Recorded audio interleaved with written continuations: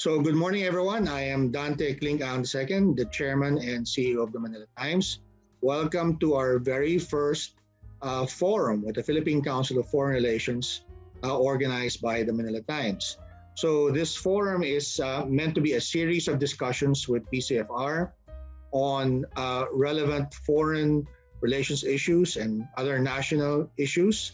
And with us this morning to kick us all off is the chairman of PCFR. Good morning, Chairman Secretary Rafael Alunan. And sir, I understand you are here with other members of PCFR.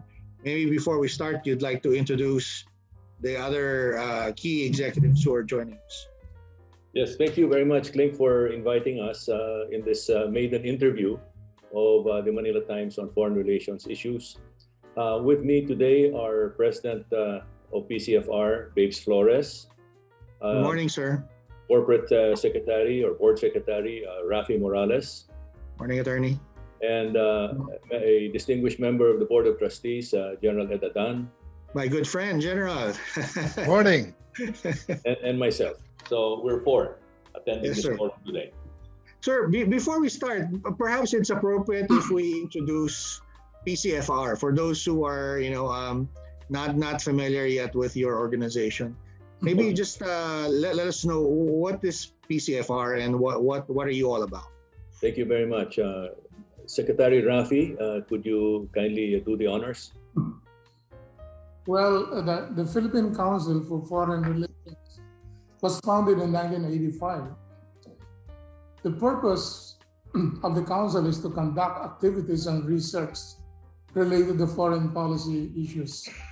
It is actually the premier think tank in the Philippines.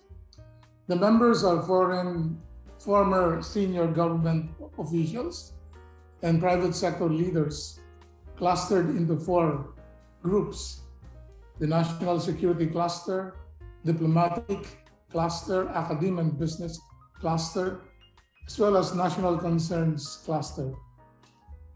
The current chairman of the council is former Secretary Rafael Alunan III, and the president is Alejandro Flores Jr., who is also the chairman of the Haribon Foundation. The council is a board of trustees, among whom is General Ed Adan, and the motto is to create, advocate, and participate. The mission of PCFR is to help advance the national interest and enhancement of friendly relations with other countries for peace and development through research, education, collaboration, and training. The vision of PCFR is to be globally preeminent Philippine organization on foreign relations. Well, thank you for that, Attorney Morales. So let me just say that the Manila Times is very happy to partner with PCFR in bringing foreign policy issues to the public sphere. And of course, when we talk about foreign relations, of course, I look at the news of the day, and the most recent news, of course, had to do with Ayungin Shoal. Right now, it seems like there is some agreement on how we should be conducted, how behavior should be conducted around that area. But perhaps I'll turn to you, gentlemen. So, in the long run, what needs to be done, both on the Chinese side and the Philippine side, and perhaps to complicate the situation as well? We all know that there are other ASEAN states who are, making claims also to similar to us. In other words, there are overlapping claims with Vietnam and others.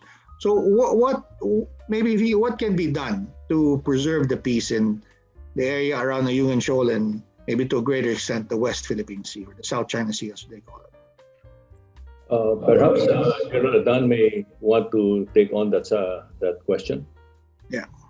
Yeah. Good morning, and thank you to the Manila Times for inviting me. It's an honor to join the PCFR chairman and the other officers of the PCFR in this dialogue, in this conversation.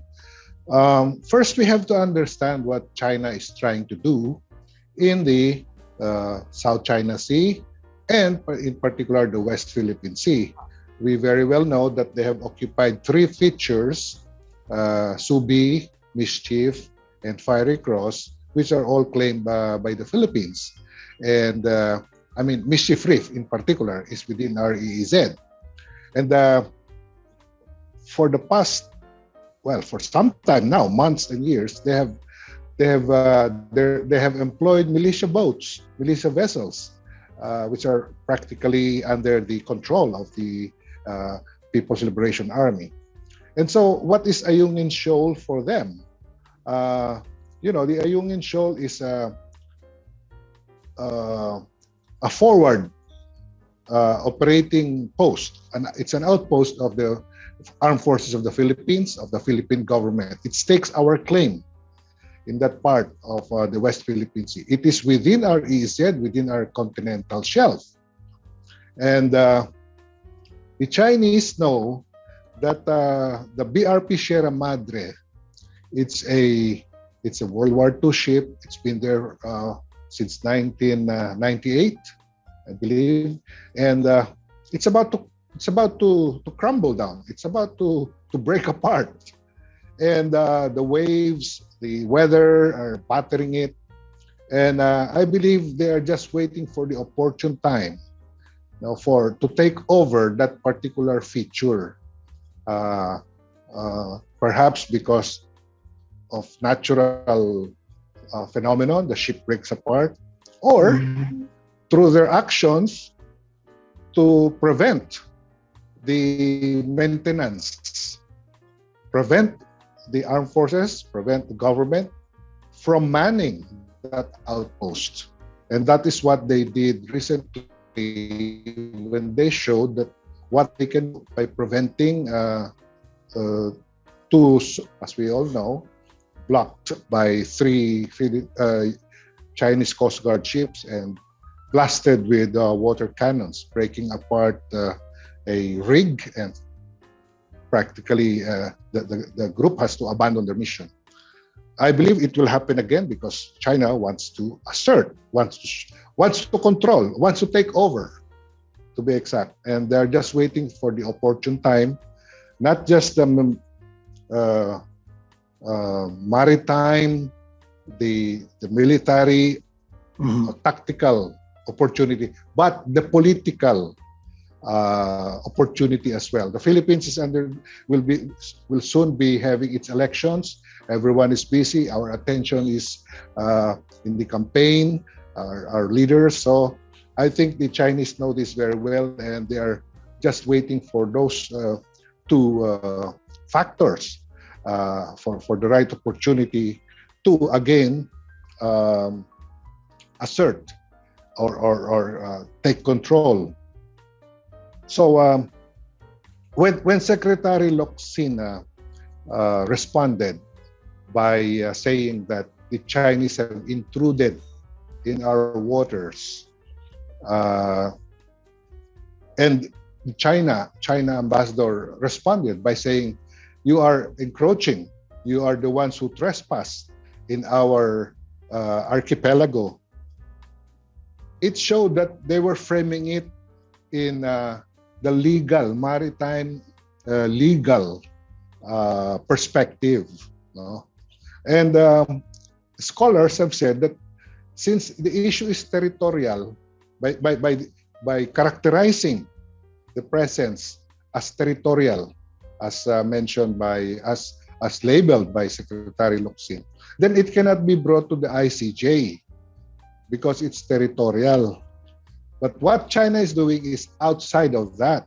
It is on the ground using coercive pressure, coercive force to assert its claim. And therefore, the response, I believe, should be correspondingly similar. We have done our protest, endless protests, but nothing is happening. But they will continue to physically pressure, coerce, and stop our control or maintenance of that outpost. Thank you, General, for that, description. Are there any other comments from other PCFR members? Because these are obviously very complicated issues, and not something that is easily resolved. In the meantime, of course, we go back to the original incident that is related to this is the interest of common people. The fisher folk, of course, are caught in the middle. Even as China and the Philippines and international bodies, settle this. What about the small people caught in between? What are their interests? Of course, there's fishing interest. What can be done about them in the meantime? Click, before we tackle the second question on fishing and how it impacts on our fisher folk, may I just add to the comments of General Adan, Okay. Which were right on target. No? I think the original question was what can be done to push the peace envelope in China Sea. I think that's what I gathered from your question. Yeah. And the easy answer to that is the code of conduct. Okay. All right. The trouble with the code of conduct is that up to now, the code hasn't been signed, considering that for 2 decades, ASEAN, especially the claimant countries and China, haven't reached consensus. In the early part of this century,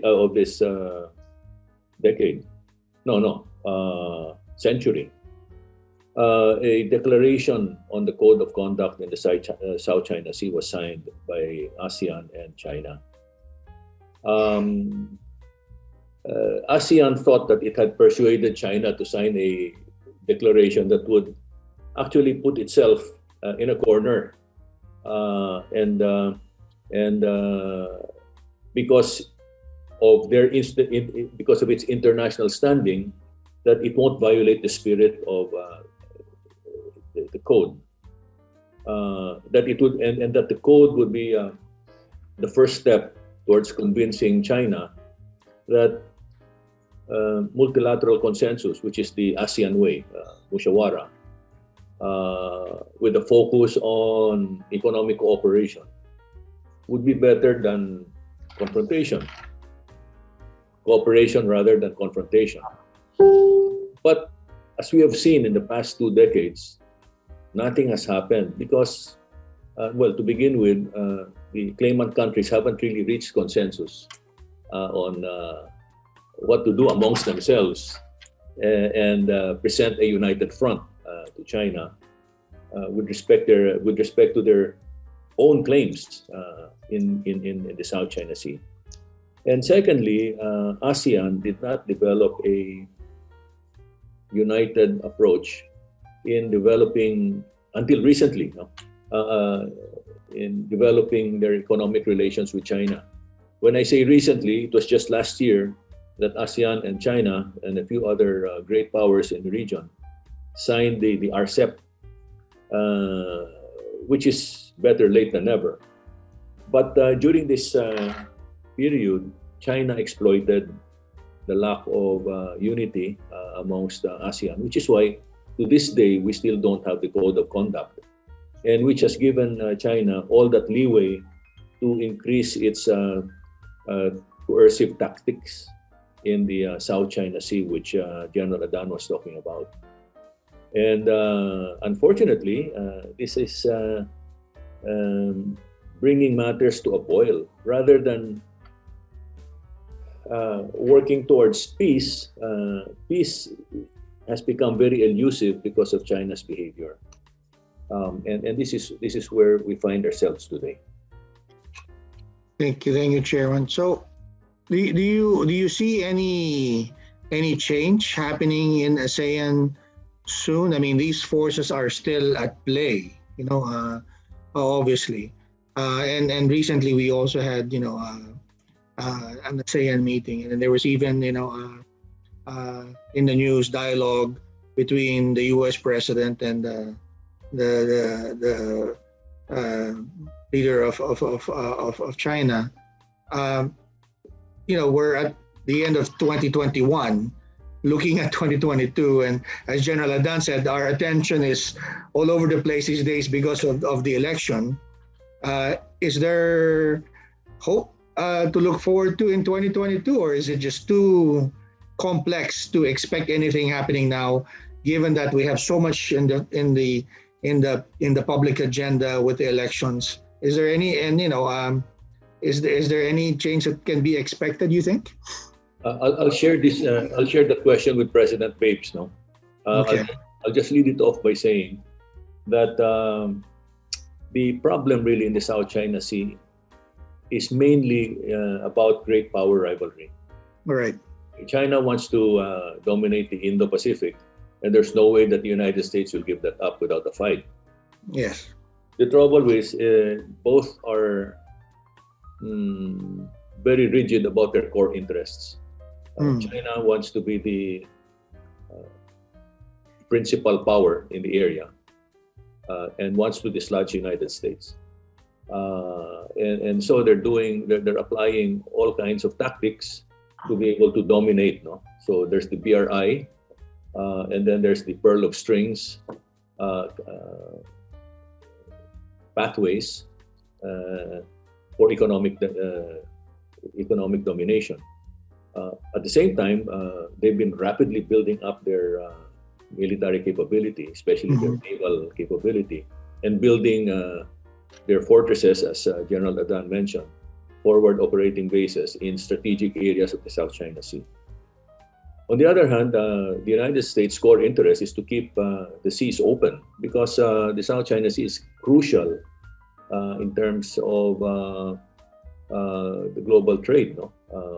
2 trillion or more pass through the South China Sea, and a lot of goods and services coming out of China, Japan, Korea, and Southeast Asia.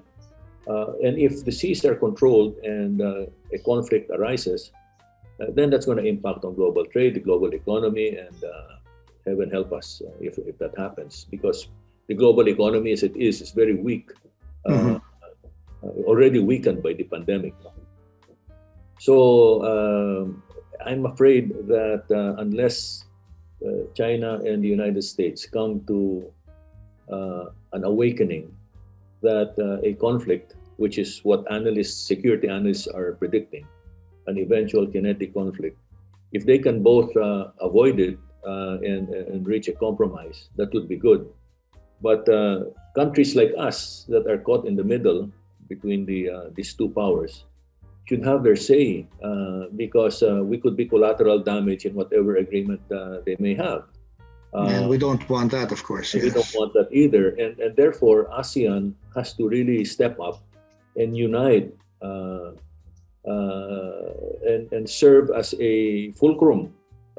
If the Philippines can't play that role between the US and China because we occupy strategic real estate, ASEAN should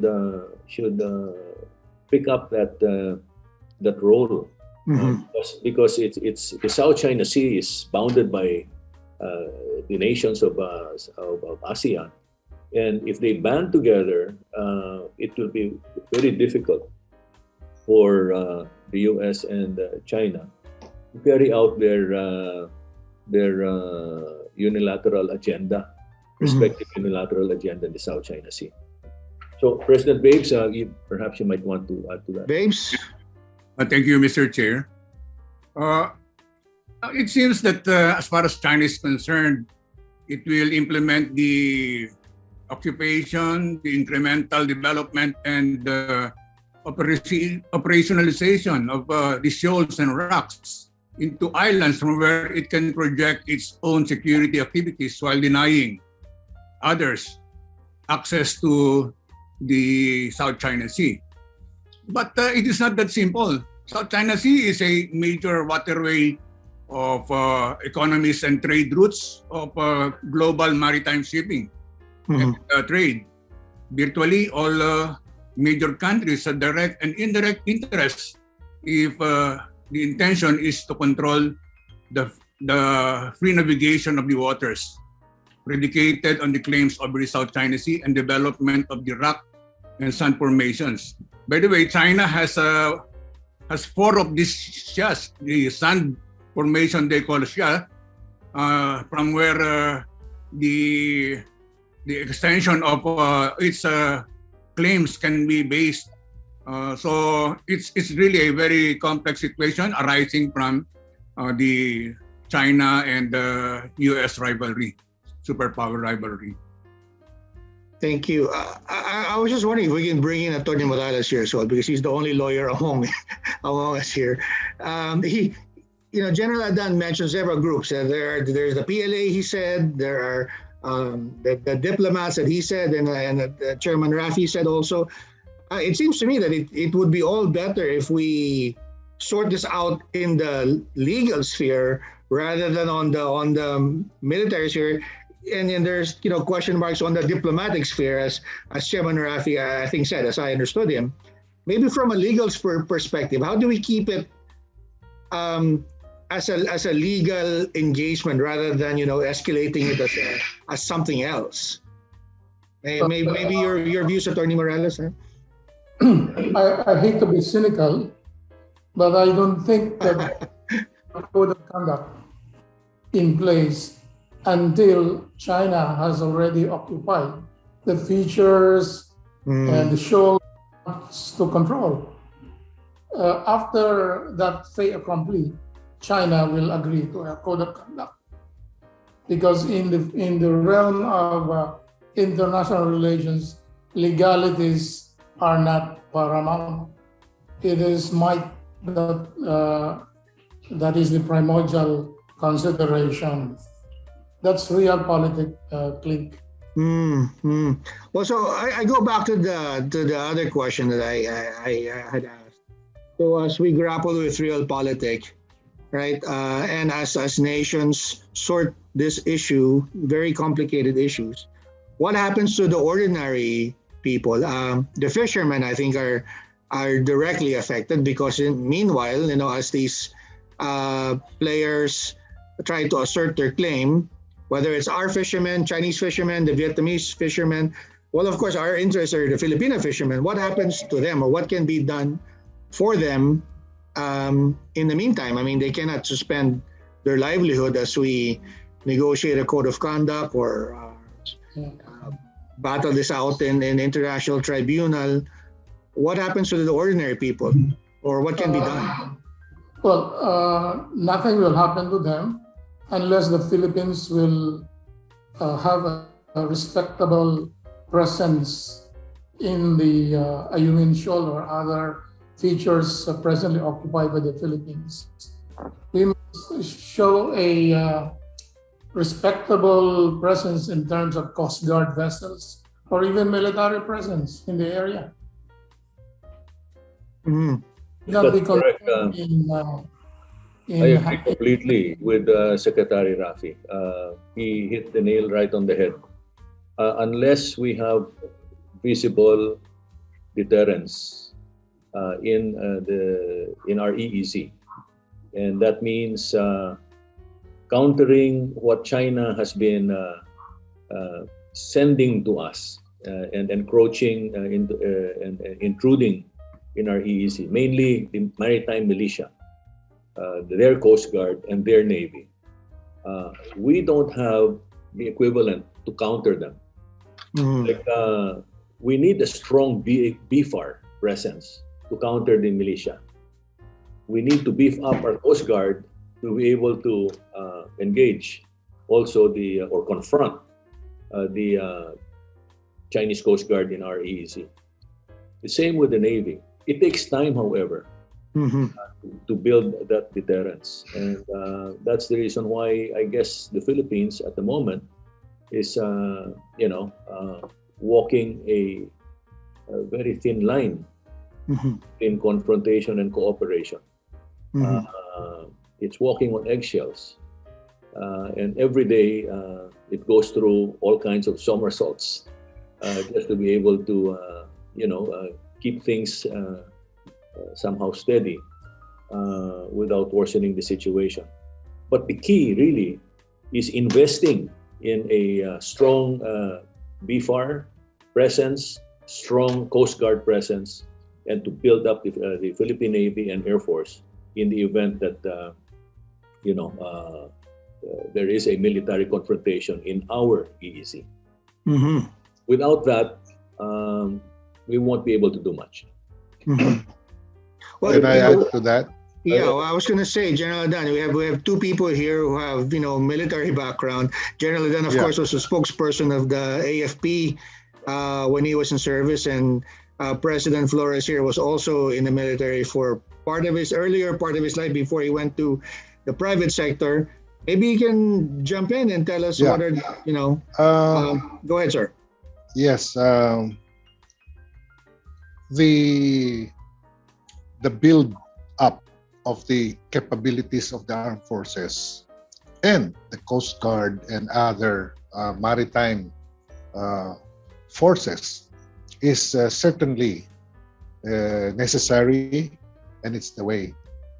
However, in addition to that, we also have to show the will Mhm. to follow through. China is watching how we make decisions. Even if we have ships, even if we have BFAR vessels, how do we decide? Who implements? How is the decision-making process? Who calls the shots? Mhm. And it's very important. They are studying personalities in our decision-making pattern, and they have done it for some time now. They know how we react when crisis is brewing, when crisis begins. They know. So we have to show consistency. We have to show that we are determined to resist. And I'd like to look at the Vietnamese, the way they do it. We all know that they're the number one trading partner of China. Economic and trade relations are doing well. However, Vietnam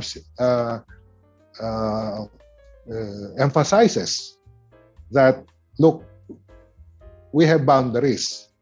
When you coerce us, when you pressure us, we will resist. And that's what we should be doing in words as well as in deeds. There are comments on the way we responded to the Ayungin Shoal incident. While the president said he abhorred it, he did not even cite China. He just said the recent incident. It's already a life and death matter, and it's just referred to as a recent incident. What I'm saying is we have to upgrade the rhetorics, to show that we really are indignant about what they're doing as a people. In Vietnam, they have mass demonstration, street rallies, to show the Chinese that the people are behind the government. It's not happening in the Philippines. You have occasional bursts from SFA, DND. That's all. Mhm. More needs to be done. As you mentioned, lawfare is important, but I think we're doing our part. But China knows that too, and so lawfare, they're well prepared. The code of conduct, but they also know the limits of UNCLOS and where it will go if we go to the international court. So in the meantime, they are employing hard power because that will work. We know diplomacy without leverage won't amount to so much. It's got to be leverage as well besides diplomacy. You touched on a very important point about political will, and that's demonstrated by two things. One, the lack of rules of engagement. When I asked people in the service, Navy, Coast Guard, BFAR, if they have rules of engagement, the response was, yes, we do, but not specifically for issues that arise, like, for example, the Ayungin incident. We don't have a specific ROE for that. And we don't have a common ROE with the Philippine Coast Guard. At the same time, there are no ROEs for the Coast Guard, the PFAR, even the Philippine National Police Maritime Command, in the event that they come across intrusive as well as aggressive maritime militia ships of the Chinese. So that's one. The absence of political will is reflected in the lack of crisis management as well as rules of engagement that our law enforcement services can follow. That's number one. The second, and maybe we should not air this anymore because this is like laundering dirty linen in public. You're okay. Is corruption. Corruption of the maritime police, the Coast Guard, and this is from direct experience. In 1993 or 1994, when I was Secretary of Interior and Local Government, there was a spate of kidnappings and other crimes that were being blamed on pirates, sea pirates in Surigao, in Zamboanga, and then of course Jolo and Tawi-Tawi, Basilan. And when we had that examined by our local government officials, the response was, "Sir, our poor fishermen are being pushed out by the commercial fishermen, Filipino commercial fishermen in their respective areas." So I gathered the commercial fishing companies in a sort of summit, peace and order summit. And they said, "Sir, we're being pushed out of our fishing areas by the Chinese." But there is no response from the government to push them out. And moreover, the Coast Guard is, being paid to look the other way.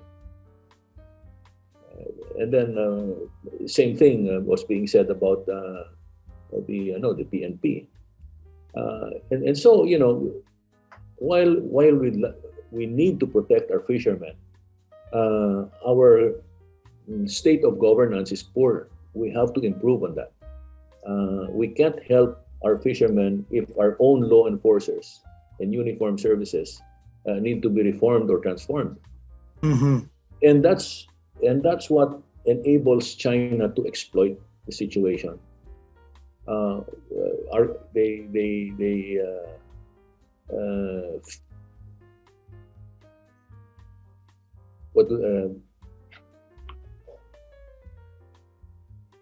They bring us apart. They further widen the gaps between ourselves, precisely because of our corrupt ways. The divide and rule. Our local officials, they corrupt our criminal justice system to the point where they have a free pass to do anything and everything. As we're speaking, there's a I don't know. Ed and I were talking about this a few days ago.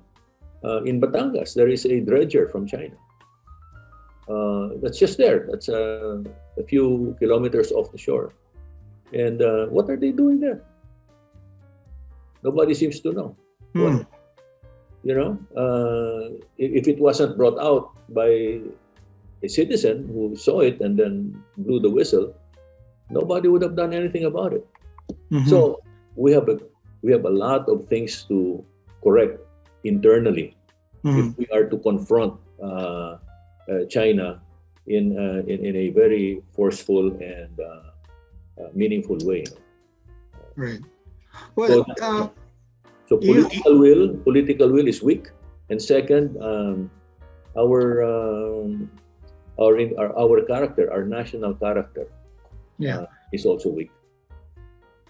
Okay. Well, I understand that PCFR is also talking to your counterparts in China. I think you had a meeting lately. I understand that meeting was under Chatham rules, so you can't really disclose. But there's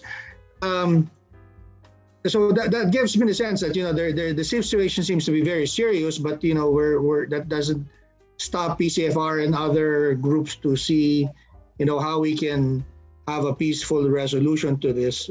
Can you share anything with us about your recent efforts to reach out to think tanks in China about maybe what can be done on this side and on their side? As I said, I know that you met under Chatham rules, but is there any part of that meeting that can be shared with the public? Waves and Rafi can take that up. President Flores? Yeah. Thank you, Klink. Thank you, Mr. Chen.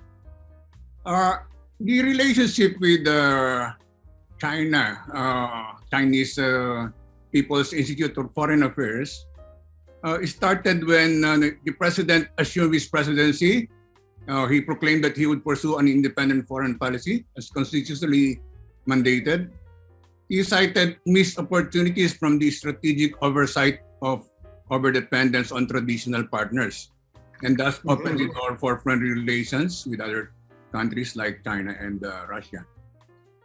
During that time, President Fidel Ramos led a party, including Secretary Rafael Alunan and then civilian Chito Santarumana, that met with Chinese counterparts to break the icy Philippine-China relations.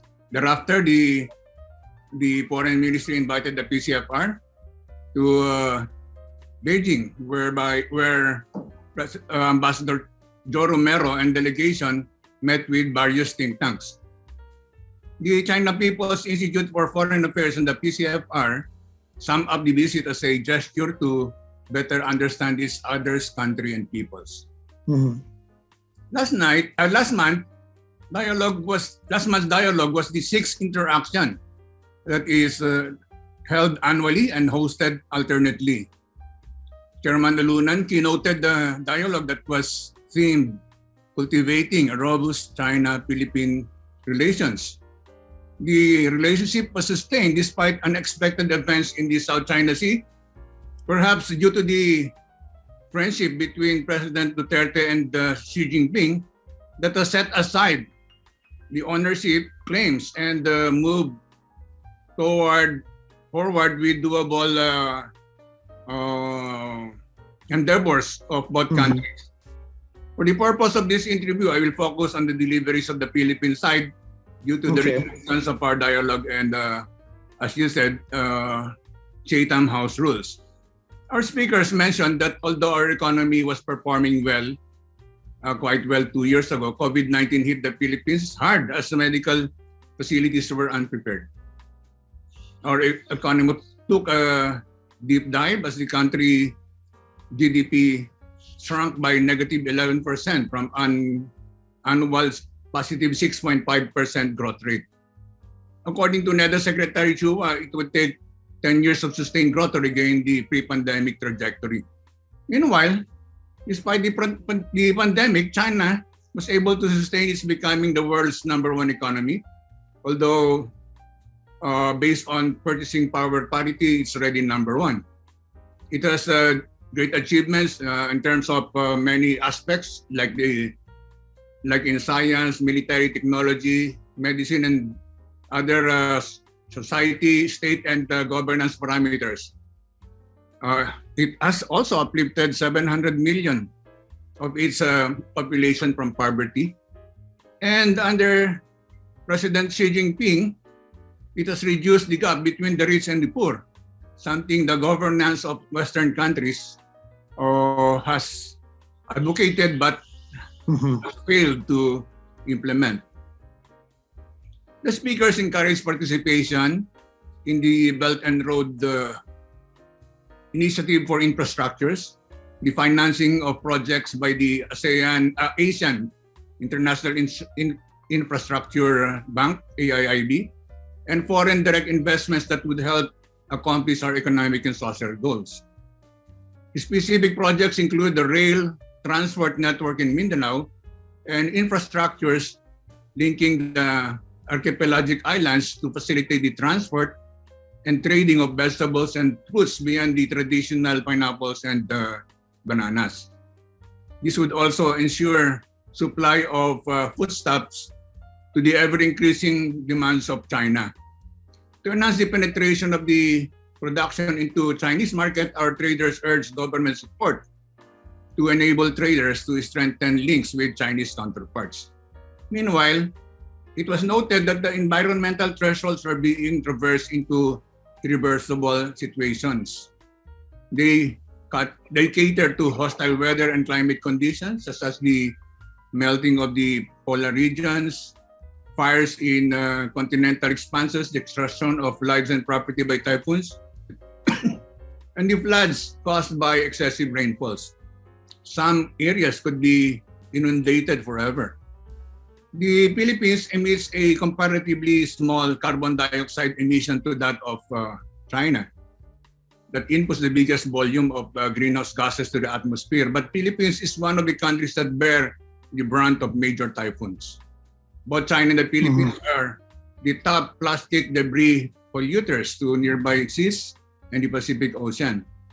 PCFR opines that our countries, both Philippines and China, need to adhere urgently with the intentions of COP26.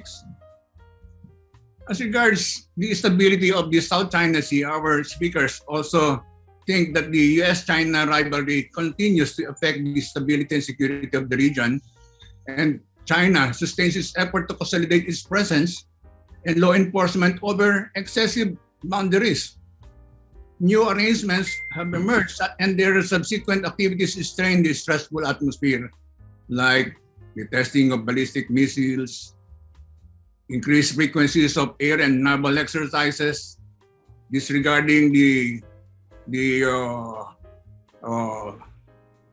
protestations of countries, the AUKUS alliance and its nuclear submarines, the Japanese departure from self-reliance posture, among others. PCFR supports the recourse of countries to unite in coalitions and form blocs like the ASEAN and the RCEP so that their national interests are preserved. Nevertheless, we are delighted with China's global response together with some countries in sharing their vaccines to the Philippines. Our speakers called for the adherence to the rule of law, the UNCLOS and the PCA arbitral ruling as the basis for lasting peace and stability in the South China Sea. The speakers also related a four-step proposition to achieve desirable relations, trust, cooperation, and productivity over the area. As such, our fisher box, among others, should have access to the resources that are inherently part of the oceanographic resources of the exclusive economic zones. Another manner of establishing boundaries was to identify limits of our exclusive economic zones via specific latitudinal and longitudinal lines that would demarcate other claims to that of Philippine claim based on the provision of UNCLOS. Our diplomatic speaker reported the need to hasten the discussion with China on various modalities, including the code of conduct in the South China Sea and the regional cooperation on economic partnership, noting that China remains the dominant player in these agreements and it has the prerogative to shorten or prolong further these discussions. Finally, PCFR cannot but express its displeasure to the Chinese Coast Guard interdiction with water cannons of Philippine supply boats on their way to a Ayungin Shoal that is well within our exclusive economic zone. The incident has dampened the positive metrics that Filipinos regard China and may have damaged further China's global reputation as friendly countries sympathize with the sobriety of the Philippine position. We expressed our affirmation to the President's abhorrence to the incident during the ASEAN-China summit to manifest the countrywide indignation to a supposedly friendly neighbor. Yeah. Thank you. Thank you, Babes. Rafi? President Babes, has articulated what usually happens during the dialogue. But it's all motherhood statements on possible cooperation between the Philippines and China. But when Philippine speakers bring about the arbitrary ruling by the Permanent Court of Arbitration, refrain from China is that they don't recognize the ruling. So we're back to square one. That's right. Clint, I couldn't agree more with President Babes and Secretary Ra. Basically, it's been like this in the past roundtable discussions we've had since 2016. Our roundtable dialogues are cut up basically into two parts. The first session usually covers areas where there's no conflict. So there's a wide avenue for discussions on areas where we can really cooperate because there are no obstructions, there are no obstacles. But when we move over to the second session that has to do with the South China Sea, because that's the one that's a more difficult one. getting in the way of our relations. They say we give our position, they give their position, and nothing happens. That's one. The second is that whatever we discuss internally are eventually reported to higher ups. We are dealing with CPFA where its officers are still connected to the Chinese government. So there's a direct line. For example, the chain of command is CPFA to the Foreign Ministry, and the Foreign Ministry to Standing Committee to Xi Jinping. Some people say, no, hindi na dumadaan sa Standing Committee, diretso na yung Foreign Ministry kay Xi Jinping. In our case, of course, all of us are former officials, government. We go through channels, no, and I don't know what happens to our reports as it runs through the channels, no. Wala kaming direct reporting line to the president. So that's the second thing that we've discovered or we encounter in each dialogue. The third is because it's all rhetoric coming from China. While we provide specifics in areas of where we can provide, where we can cooperate, or where we can overcome the obstacles in the South China Sea, walang nangyayari. So the bottom line is, just like the code of conduct, it's all talk until they wear us down. No, until we give up. Because I think they see the Philippines as a country that has no sense of nationhood. That's number one. Well, they have a very strong sense of nation. Second, yung political will, kulang na kulang. Third, easily to exploit because of corruption. Fourth, because ASEAN itself is not united. And fifth, the US, which happens to be the defense ally of the United States, has been wishy-washy also for the longest time about China in the South China Sea and in the Pacific. It's only now that they're trying to catch up, but they're kind of way behind, and some ASEAN countries, in fact, aren't really posing up to them. So all of these conflicts and all of these gaps are working in China's favor. And that's the reason why nothing's happening sa code of conduct. And in our dialogues, it's all rhetoric and it's all repetition of the previous dialogues. Yeah.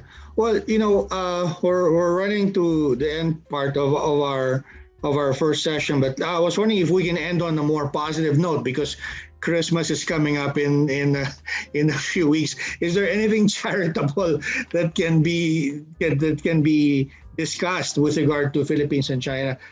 President Flores said, there's talk about, climate change, and you mentioned RCEP, so maybe possibilities in trade. Or should we just, as you pointed out, I mean, given all of these talk, General Adan was saying, let's step up the rhetoric. Is there anything, maybe can we end on a more positive note, or is that not possible with regard to our topic this morning? I'll start with you, Chairman. Of course, there's always hope. For Okay. example, China is our number one trading partner. Okay. So even without RCEP, they are our number one trading partner. But we're kind of wary about the relations with Japan and the United States because those three are the Philippines' top three trading partners. And if they come to blows, there goes our economy. Mm. So the hope is for the three to maintain their sense of equanimity and sobriety, and to continue talking. In a way, talk is better than shoot. So that gives us hope. That gives us hope that we can that the avenues are still available or open to us for cooperation and collaboration. The second, however, has to do with our political with national politics coming up. Our national elections are scheduled in May, and it's kind of difficult at this stage to figure out what our international relations policies and state of governance will be beyond June 30, 2022. Yeah. Because everything depends on our state of governance. Mm. The strength of our armed forces, our foreign policy, our economic direction, all of that boils down to leadership and the state of governance that will be applied or will be existent under a new administration. So we're hoping that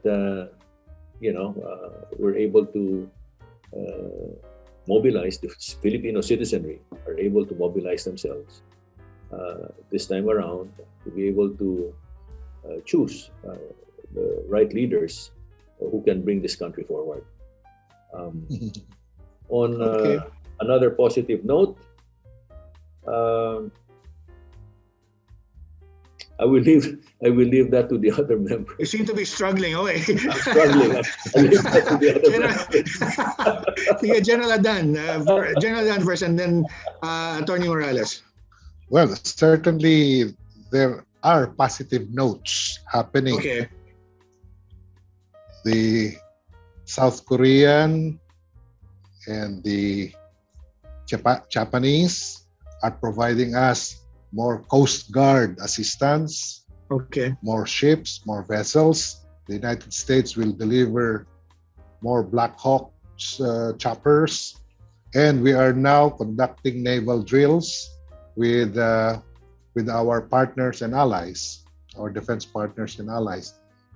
In other words, as we strengthen our existing partnerships, defense partnerships and alliances, it will portray a strong message to China that we are not alone here. We have friends. I think that's the positive note happening now. Thank you. Okay. Attorney Morales? I think in this day of pandemic, to be positive is not a good aspiration. Okay. I could see the writing on the wall. Okay. The time that the Philippines will be driven out of the West Philippine Sea.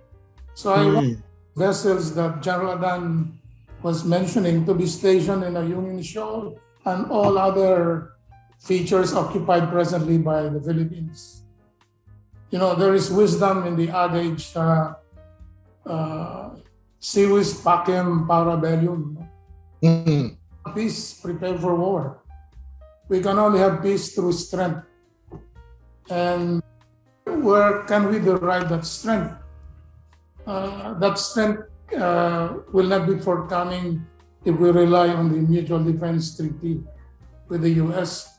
Because I was reviewing again the terms of the treaty, the US will only come to the defense of the Philippines in accordance with its constitutional processes.